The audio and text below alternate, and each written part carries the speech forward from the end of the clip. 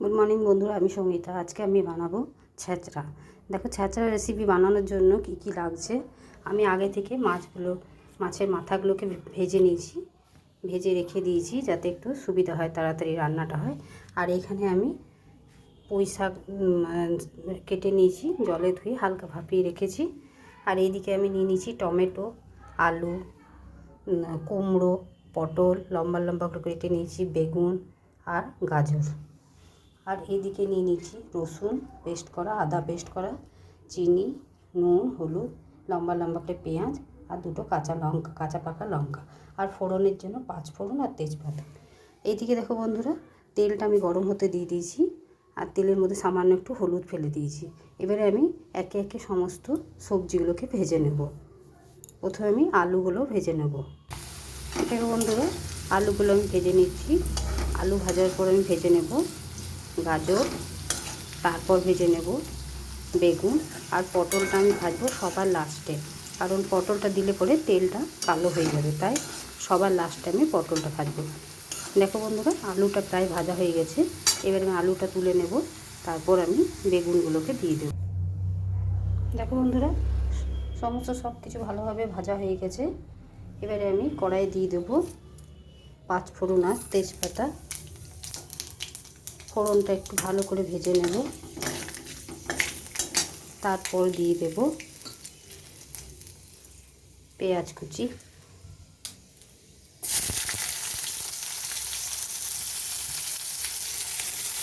এবার পেঁয়াজটাকে আমি একটু ঝাল করে ভেজে নেব। দেখো বন্ধুরা, পেঁয়াজটাও মোটামুটিভাবে ভাজা হয়ে গেছে। আর আমি খুব সামান্য তেলে রান্নাটা করছি, আর সবজিগুলো আমি আলাদা আলাদাভাবে ভেজেছি। তোমরা চাইলে একসাথেও ভেজে নিতে পারো, ঘরে খাবার জন্য একসাথে ভাজাই ঠিক আছে, অত তেল না দিয়ে। এবারে আমি দিয়ে দিলাম একটা বড় মাপের টমেটোটাকেও কিছুক্ষণের সাথে ভেজে নেব। দেখো বন্ধুরা, টমেটোটাও মোটামুটিভাবে ভাজা হয়ে গেছে। এবারে আমি দিয়ে দেবো 1 চামচ পরিমাণে আদা বাটা। আদাটা দিয়েও কিছুক্ষণ আমি ভালো মতন কষিয়ে নেব। দেখো বন্ধুরা, আদাটা দিয়ে কিছুক্ষণ কষিয়ে নিলাম। এরপর দেবো আমি রসুন বাটা। লক্ষ্য রাখবে, রসুনটা আমি পরে দিলাম। এই পরে দেওয়ার জন্য একটা যে গন্ধ, তাতে টেস্টটা দ্বিগুণ করে দেয়, সেই জন্য সবার শেষে রসুনটা দিলাম। এরপর দিয়ে দেবো সমস্ত গুঁড়ো মশলা একে একে। দেখো, সমস্ত গুঁড়ো মশলাগুলো একে একে দিচ্ছি। এবারে খুব ভালো করে আমি কষিয়ে নেব, আর দিয়ে দেবো কিছুটা পরিমাণে জল।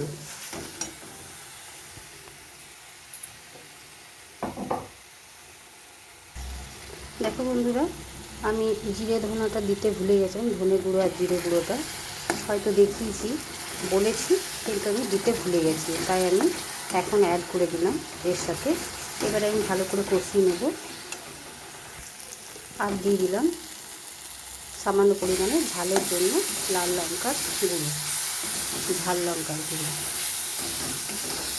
এবারে আমি কিছুক্ষণ ভালো করে কষিয়ে নেব, অল্প পরিমাণে জল দিয়ে দেবো। জল দিয়ে আরও কিছুক্ষণ কষিয়ে নেব এইভাবে, তারপর তোমাদের কাছে আবার ফিরে আসবো। দেখো বন্ধুরা, সমস্ত মশলা ভালোভাবে কষানো হয়ে গেছে। এবারে আমি দিয়ে দেবো ভেজে রাখা মাছের মাথাগুলো। আমি আগে থেকে ভেজে রেখে দিয়েছিলাম। এবার মাছের মাথাগুলো ভেজে রেখেছিলাম, সেই মাথাগুলো দিয়ে কিছুক্ষণ কষিয়ে নেব। দেখো বন্ধুরা, মাথাগুলো ভালো মতন কষানো হয়ে গেছে। এবারে আমি দিয়ে দেবো সমস্ত ভেজে রাখা সবজিগুলো।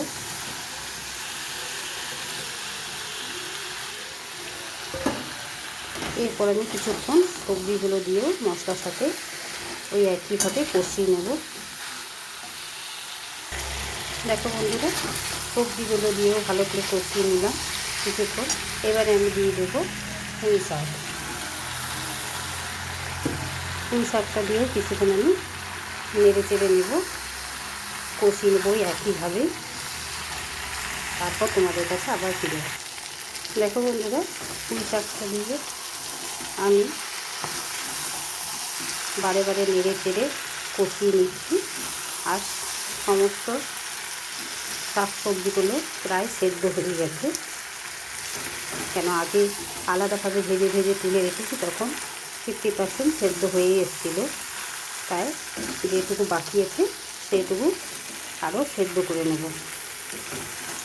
এইভাবে আমি কিছুক্ষণ নেড়ে চেড়ে নেব আর সামান্য পরিমাণে জল দিয়ে দেবো। দেখো বন্ধুরা, এই অল্প পরিমাণে, বাস আর দেবো না, এইটুকু জল দিয়ে আমি গ্যাসটাকে সিমে করে ঢাকা দিয়ে দেবো, যাতে যেটুকু সেদ্ধ হতে বাকি আছে সেইটুকু যেন ভালো মতন সেদ্ধ হয়ে যায়। এবারে আমি ঢাকা দিয়ে দেবো, তারপর তোমাদের কাছে ফিরে আসবো। দেখো বন্ধুরা, ছাড়ছাড়া রেসিপিটা কমপ্লিট হয়ে গেছে আর ভালো মতন সেদ্ধ হয়ে গেছে। আর দেখতেও দেখো খুব সুন্দর কালার এসছে। দেখো আমি ঝাল লঙ্কার গুঁড়ো দিয়েছি, কাশ্মীরি লঙ্কার গুঁড়ো কোনোভাবে ব্যবহার করিনি। আর খেতেও দুর্দান্ত হবে। একবার আশা করি বাড়িতে বানিয়ে খেয়ে দেখবে, অসাধারণ লাগে। আর খেয়ে আমাকে অতি অবশ্যই জানাতে ভুলবে না। কমেন্ট বক্সে কমেন্ট করে জানাবে যে রেসিপিটা কেমন লেগেছে। আর দিয়ে দেবো এবারে আমি সামান্য পরিমাণে গরম মশলা। দেখো গরম মশলাটা আমি গোটা গরম মশলাকে আমি নোড়াতে করে থেতো করে নিয়ে দিয়ে দিলাম। এই গরম মশলাটা বেশি টেস্ট লাগে এইভাবে দিলে পরে, তাই আমি গুঁড়ো গরম মশলা ব্যবহার করলাম না। এবারে আমি গ্যাসটাকে অফ করে ঢেলে নিয়ে তোমাদেরকে দেখাবো। দেখো বন্ধুরা, মাছের মাথা দিয়ে আর পুঁই শাক দিয়ে ছেঁচড়া রেসিপিটা আমার তৈরি হয়ে গেছে। আর দেখো দেখতে কতটা লোভনীয় হয়েছে।